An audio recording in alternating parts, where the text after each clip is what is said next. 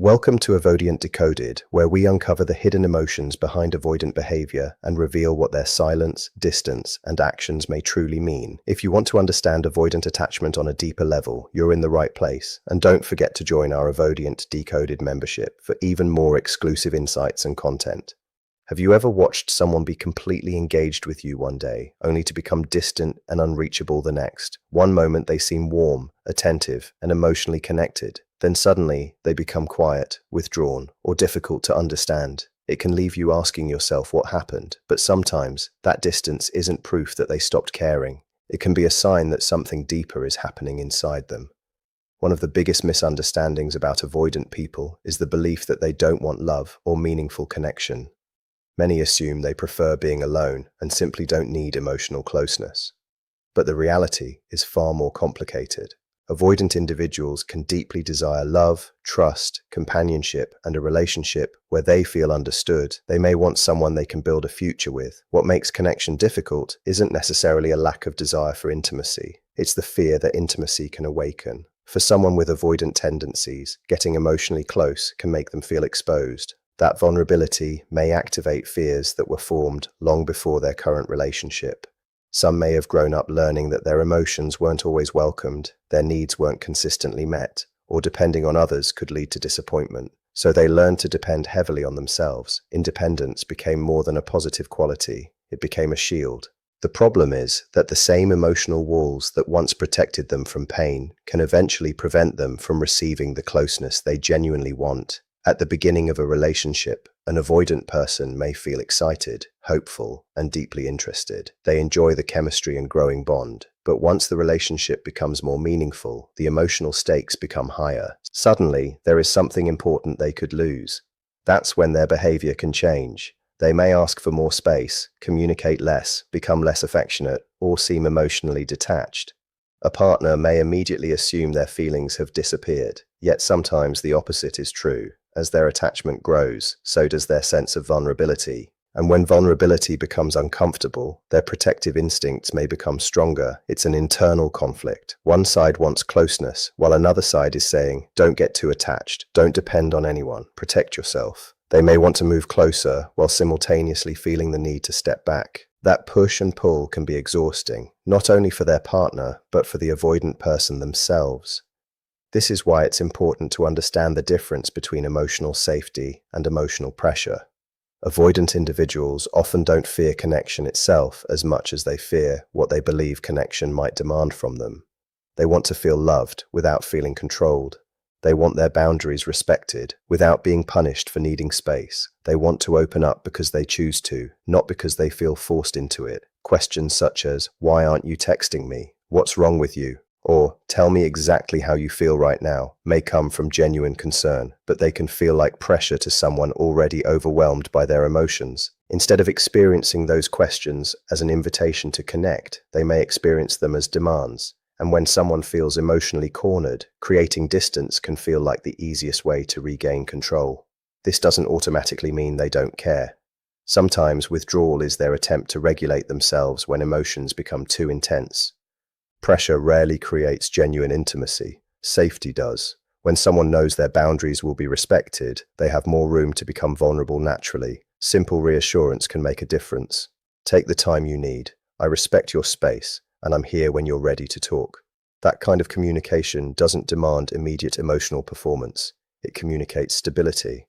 And when fear begins to settle, the need for defensive walls can gradually become weaker.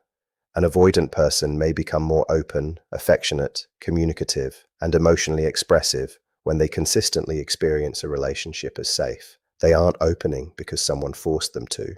They're opening because they no longer feel they have to protect themselves so intensely. What many avoidant individuals truly want isn't endless distance. They want a relationship where closeness doesn't feel like a threat to their independence. Beneath the silence, hesitation, and emotional restraint, there can be a very human desire to love someone, to be loved in return, and to know that intimacy doesn't mean losing yourself. Many avoidant people are also quietly searching for evidence that relationships can be different from what they once believed. Every respectful interaction can become part of that evidence. Every patient conversation can show them that vulnerability doesn't automatically lead to rejection. Every moment of acceptance can teach them that love and personal freedom can exist together. Over time, they may begin to understand that healthy intimacy doesn't require surrendering their identity. They can maintain boundaries and still be deeply connected. They can need independence and still allow someone into their emotional world. When that realization becomes stronger, closeness can stop feeling like a trap and start feeling like something meaningful. Another desire that often remains hidden is the wish to be understood without being judged. Avoidant people are frequently labeled cold, uncaring, or emotionally unavailable because others only see the behavior on the outside. What they may not see is the emotional struggle underneath it. Some avoidant individuals have become extremely skilled at managing difficult emotions privately. Instead of asking for help, they handle everything alone. Instead of explaining fear, they hide it. Instead of talking about emotional pain, they carry it silently. Eventually, their silence can be misunderstood by the people closest to them. A partner sees distance and assumes rejection. They see restraint and assume a lack of love. They see silence and assume indifference. But beneath those behaviors may be someone who feels deeply and simply doesn't know how to express those feelings comfortably. That creates a painful contradiction. They may desperately want someone to understand them, yet revealing themselves can feel frightening. They want to be known, but they fear what might happen once they are truly seen. This is why understanding avoidant behavior requires looking beyond the surface. Distance doesn't always mean a person feels nothing. Sometimes it means they're struggling with what they feel. The healthiest relationships don't demand that fear disappear overnight. They create enough consistency, respect, honesty, and emotional safety for trust to grow gradually. And when trust grows, something important happens. The person no longer has to choose between love and independence. They begin to discover that they can have both. They can stay close without feeling trapped, express emotions without feeling weak, and allow someone into their life without losing themselves. That is often the deeper longing beneath avoidant behavior, not simply to have space, but to finally experience closeness that feels safe enough to stay. They often hope someone will look beyond their behavior without demanding that they explain every emotion in detail. This creates one of the most misunderstood parts of avoidant attachment. They may want understanding more than advice. They often need empathy more than solutions. They want someone to recognize what might be happening beneath their reactions instead of judging them only by what they do. The difficult part is that they may rarely communicate those inner feelings clearly, so the understanding they secretly want can remain out of reach. Many avoidant individuals have spent years feeling misunderstood. When they ask for space, people may call them distant. When vulnerability becomes difficult, they may be labeled emotionally unavailable. When they feel overwhelmed and withdraw, others may assume they simply don't care. Each time this happens, it can strengthen an old belief that opening up will only result in criticism, disappointment, or rejection. And when that belief becomes stronger, the emotional walls become harder to lower. What often gets overlooked is that avoidant people can be very conscious of their own difficulties. They may know that emotional openness is challenging for them. They may recognize that they sometimes pull away when connection would actually help. They may understand that expressing feelings doesn't come naturally. They don't necessarily need someone constantly pointing out what is wrong with them. In many cases, they've already been doing that internally for years. What they may need is someone willing to look past the defense and notice the human being underneath it. Understanding someone doesn't mean approving every unhealthy action. It doesn't mean ignoring boundaries, accepting disrespect, or removing accountability. It simply means approaching their struggles with curiosity instead of immediately turning them into a judgment. Instead of asking, "What's wrong with this person?" it can be more helpful to ask, "What might they be experiencing right now?" When an avoidant person genuinely feels understood, something can begin to shift. The expectation of criticism becomes weaker. Their internal defenses may start to relax. They no longer feel quite as much pressure to protect themselves from being misunderstood, and that creates space for trust. When people feel accepted, they are often more willing to reveal what they normally keep hidden. They may stop carefully editing every thought. They may begin talking about fears they previously kept private. They may slowly share emotions they once considered too uncomfortable to express. For someone who has spent years protecting themselves, that can be a profound experience. At the heart of it is a simple desire: to be known as they truly are, rather than being reduced to assumptions about their behavior. Behind the independence, self-sufficiency, and emotional restraint, there may be a deep longing for someone who can recognize the fear beneath the withdrawal.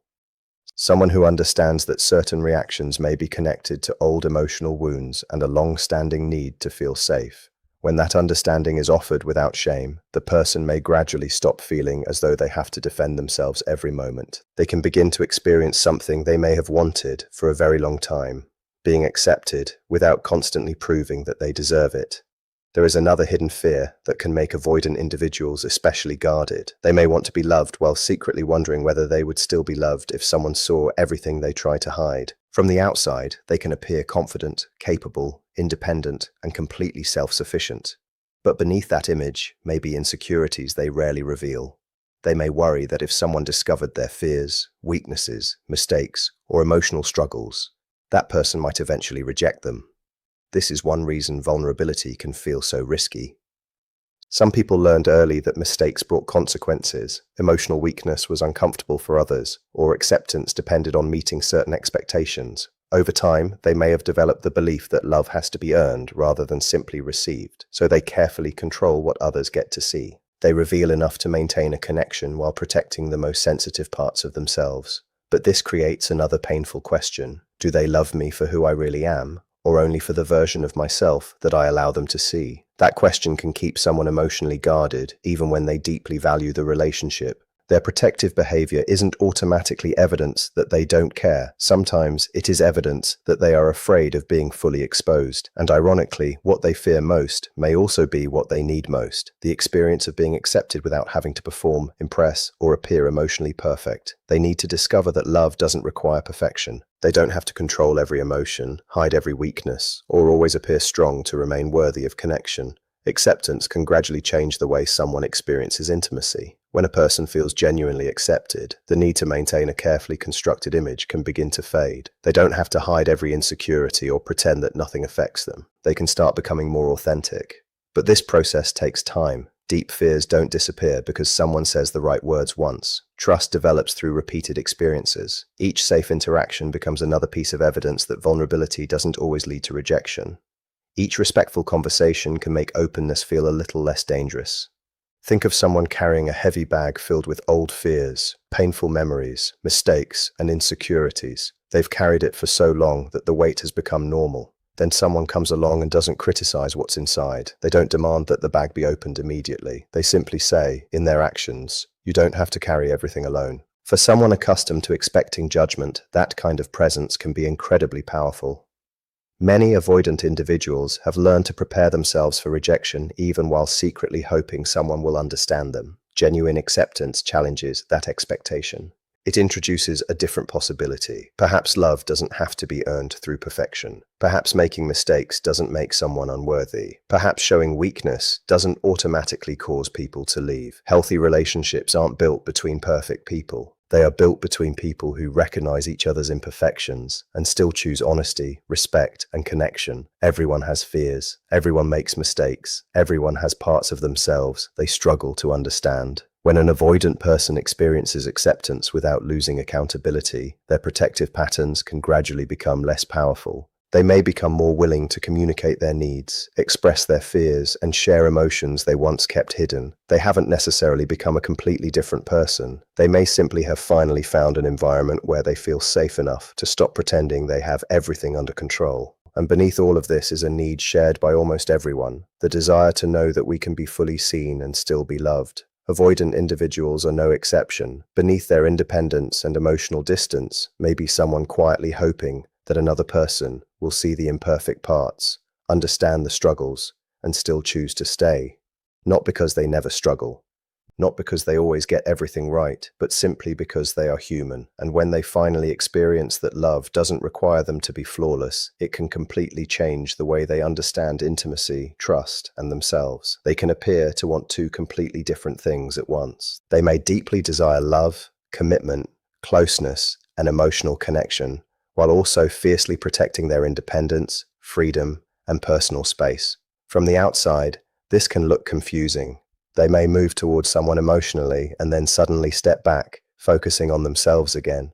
A partner might interpret this pattern as uncertainty or a lack of commitment, but underneath the behavior, there is often a more complicated struggle. Many avoidant individuals genuinely want both intimacy and autonomy. They don't necessarily want freedom instead of love. They want a relationship where love doesn't require them to lose themselves. For many of them, independence became connected to emotional safety long before romantic relationships entered their lives.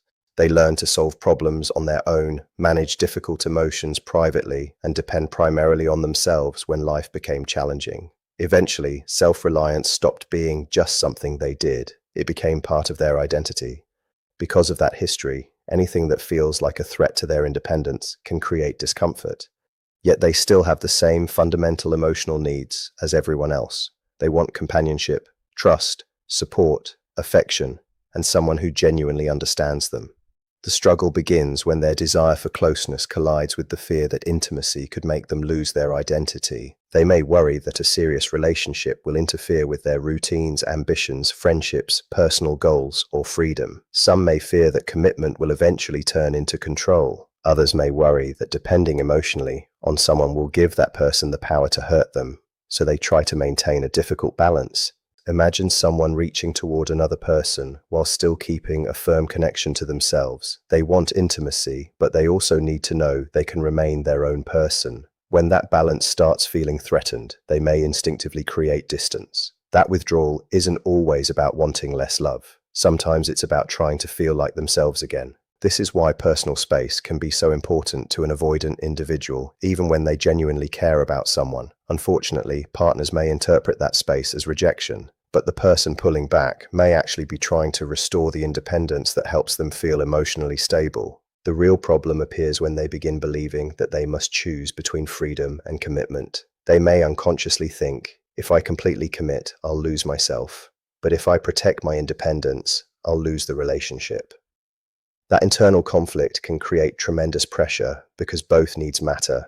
Eventually, an important realization can change everything. A healthy relationship doesn't require either person to surrender their individuality. Genuine intimacy isn't ownership. It isn't constant access, control, or spending every possible moment together. Healthy love allows two complete individuals to choose each other while still remaining themselves. A strong relationship can support personal growth, respect boundaries, encourage individual goals, and create closeness without demanding complete emotional dependence. This balance is often exactly what an avoidant person is searching for, even if they don't know how to express it.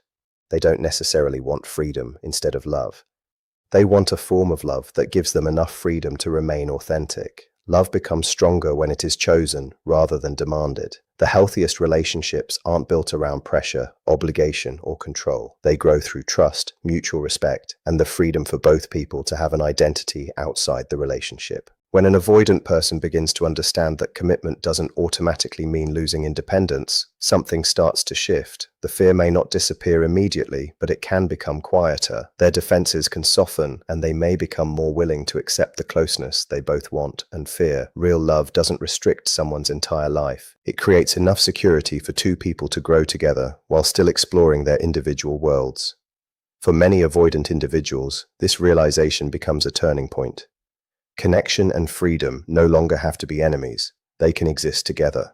Another common misunderstanding is that avoidant people don't want deep emotional intimacy. Their silence, withdrawal, or difficulty expressing emotions can easily be mistaken for a lack of interest, but often the reality is much more complicated. Many avoidant individuals feel deeply. Their challenge is that emotional intimacy requires vulnerability, and vulnerability means allowing another person access to the parts of yourself you cannot completely control. It means revealing fears, needs, insecurities, and hopes without knowing exactly how another person will respond. For someone who has experienced criticism, rejection, or emotional disappointment, that uncertainty can feel overwhelming.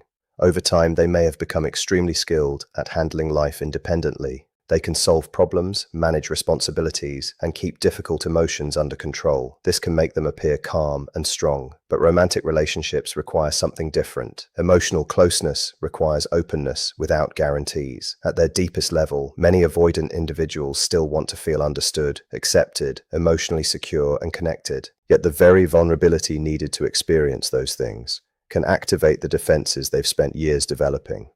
Imagine standing behind a wall that once protected you from rejection and emotional pain. That wall kept you safe, but it also prevents anyone from truly reaching you. To experience deeper intimacy, you have to step beyond it. But stepping outside means becoming visible and exposed. That is the conflict many avoidant people experience internally. Vulnerability offers no certainty. You cannot control whether another person will respond with kindness or rejection. You can only take the risk of being seen and trust that the other person will handle what you reveal with care.